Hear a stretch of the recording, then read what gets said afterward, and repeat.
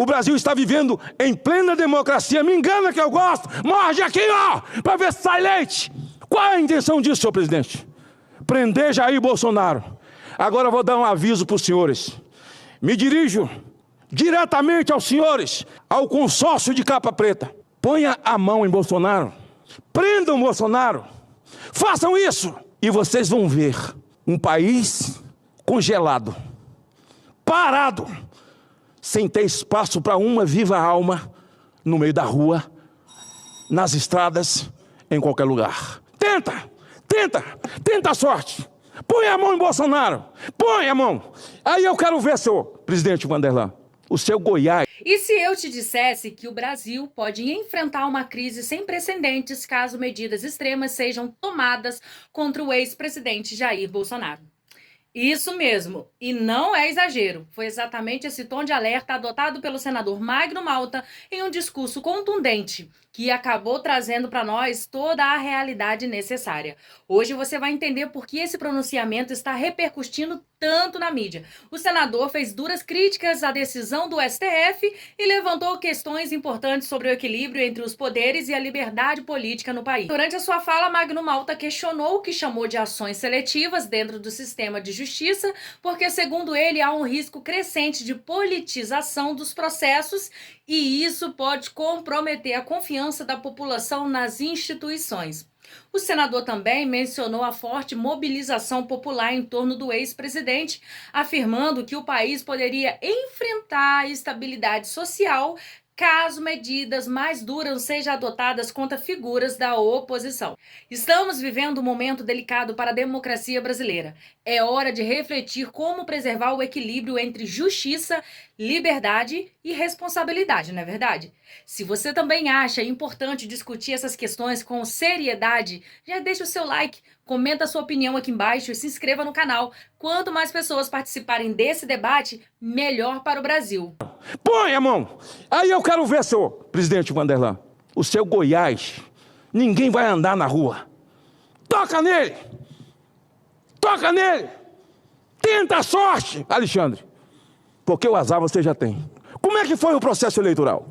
Jair Bolsonaro não podia dizer que Lula era amigo de Maduro. Jair Bolsonaro não podia dizer que Lula era amigo de Ortega. Jair Bolsonaro não podia fazer live no Palácio. Jair Bolsonaro não podia mostrar imagens da ida dele ao velório da rainha. Jair Bolsonaro estava impedido de tudo. Mas o Supremo parece que é vesgo. O Supremo é vesgo ou é daltônico juridicamente? Vocês não amedrontam em nada. A máscara de vocês já caiu. O senhor Gunê, o PGR do Brasil, esse que é capaz de montar uma peça, o encontro do nada com coisa nenhuma. Esse indivíduo que mentiu aqui no Senado, mas foi aprovado. Agora ele quer ser reconduzido. Então ele está sob as ordens. Gunê entrou pedindo que Eduardo Bolsonaro seja investigado, que se abra um inquérito. Eduardo Bolsonaro está morrendo de medo de vocês. Pode acreditar. Eduardo Bolsonaro não vai se acovardar. Eduardo Bolsonaro está fazendo o caminho correto em nome de uma maioria absoluta, senador Vanderlan, majoritariamente cristã, majoritariamente crédula em princípios, valores e amor a esse chão natal, esse torrão. Vocês não amedrontam em nada. A máscara de vocês já caiu.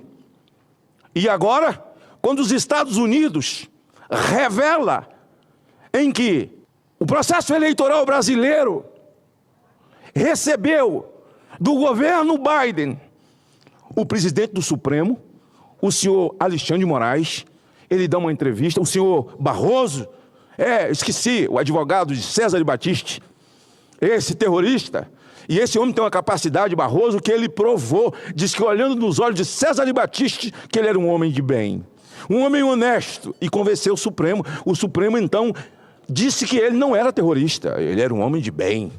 Mas o Supremo parece que é vesgo. O Supremo é vesgo ou é daltônico juridicamente? Daltonia jurídica. Ah, caramba, inventei esse negócio agora. São daltônicos juridicamente. Eles enxergaram em César Batiste um homem de bem, honrado e justo. E eles olharam para as pessoas do dia 8 e enxergaram terroristas. Daltonismo jurídico. Falta de empatia. Falta de sentimento. E parece que sofrem de amnésia. Mas não é não. Se eles se lembrassem de 2014, 2016, mas nunca vão se lembrar. É porque o alvo é Jair Bolsonaro. Já viu aqueles moedores de cana? Que são duas engrenagens assim. Normalmente as pessoas mais antigas têm na roça. Que tem que puxar a manivela. Então tem a engrenagem, senhor presidente. Jair Bolsonaro foi a espécie de um parafuso que caiu no meio da engrenagem. E não conseguiram rodar mais. E eles então estão fazendo força para rodar a engrenagem, mas tem que amassar aquele parafuso. Tem que amassar até o sistema girar.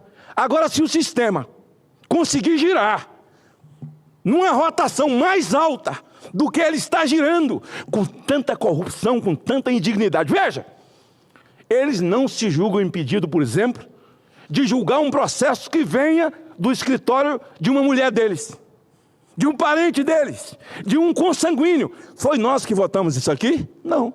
Eles não têm o menor respeito por isso aqui. Eles se sentem no direito de mexer no marco da internet. E agora, o advogado-geral da União, o senhor Bessias, lembra daquele menino de recado da Dilma? Eu estou mandando o Bessias no aeroporto levar aquele negócio para você, lembra? Esse agora é advogado da AGU. Ele entrou diretamente pedindo ao Toffoli. Esse que então sentou todo mundo. Esse que colocou todo mundo em liberdade e apagou com os crimes, e eles estão agindo. Mas eu quero chamar a atenção para um fato. Eduardo Bolsonaro está nos Estados Unidos. Barroso disse: eu estive nos Estados Unidos, eu estive com os americanos 3 vezes, pedindo ajuda. Falou a verdade. No processo eleitoral do Brasil. Como é que foi o processo eleitoral? Jair Bolsonaro não podia dizer que Lula era amigo de Maduro. Jair Bolsonaro não podia dizer que Lula era amigo de Ortega. Jair Bolsonaro não podia fazer live no Palácio. Jair Bolsonaro não podia mostrar imagens da ida dele ao velório da rainha. Jair Bolsonaro estava impedido de tudo. Eles foram pedir ajuda aos americanos. Ele foi pedir ajuda ao Biden, ao Democratas, que é o PT do Brasil, é o PT da América, é o Democratas. E o presidente era o Biden. Mas eles nunca imaginaram a narrativa do Capitólio, que o Trump mandou invadir o Capitólio para não entregar o poder. A mesma narrativa no Brasil. Eles então imaginavam: Trump vai ficar inelegível, vão prender o Trump, ele nunca mais voltará ao poder. Barroso foi pedir ajuda a Biden, mas nunca imaginou Barroso que o Trump voltaria. E o Trump, por ser vítima de uma narrativa mentirosa, uma narrativa golpista, porque eles estão dando golpe, como deram nos Estados Unidos, o Trump voltou, rapaziada. O Trump voltou e descobriu na USA que os Estados Unidos fez uma intervenção tremenda no Brasil no processo eleitoral.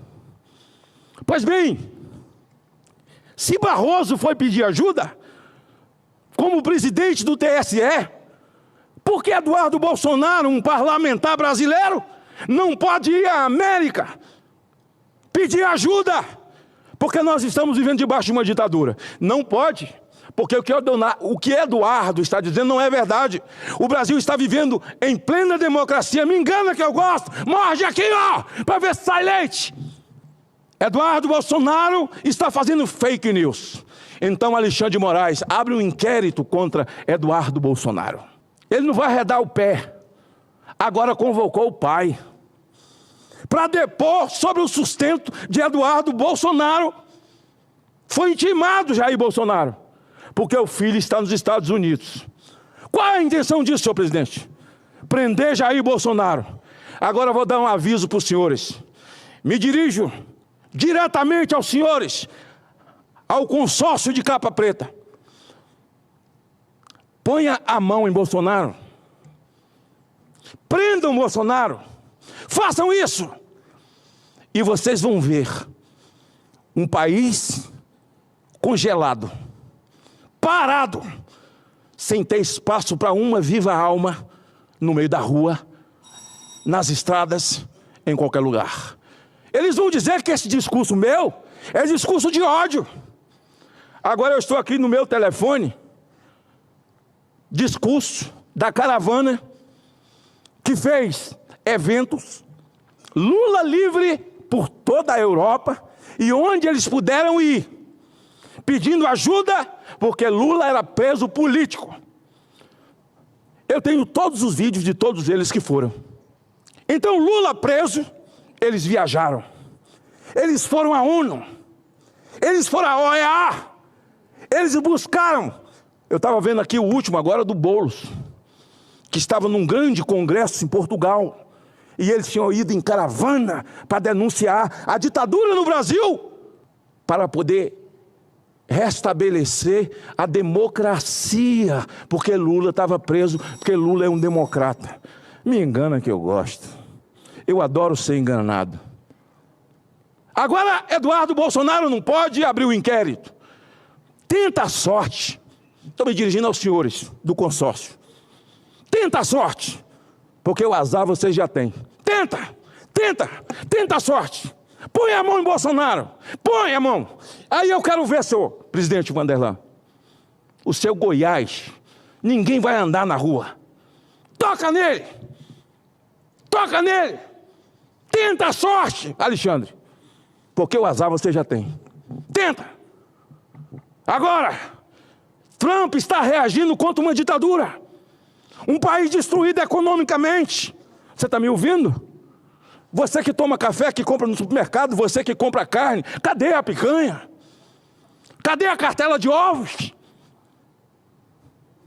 Nós estamos destruídos. O povo brasileiro está jogado no calabouço, onde não há justiça, onde Alexandre de Moraes está fazendo escola. Você tem homens e mulheres respeitados de alto grau no judiciário brasileiro.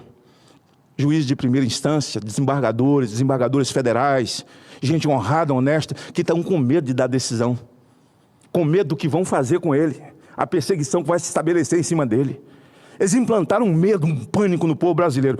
Enquanto os escândalos se avolumam no país, cada dia um escândalo maior que o outro, os aposentados e pensionistas ficam se perguntando: que dia o Supremo vai se manifestar? Que dia o PGR vai se manifestar em nosso favor?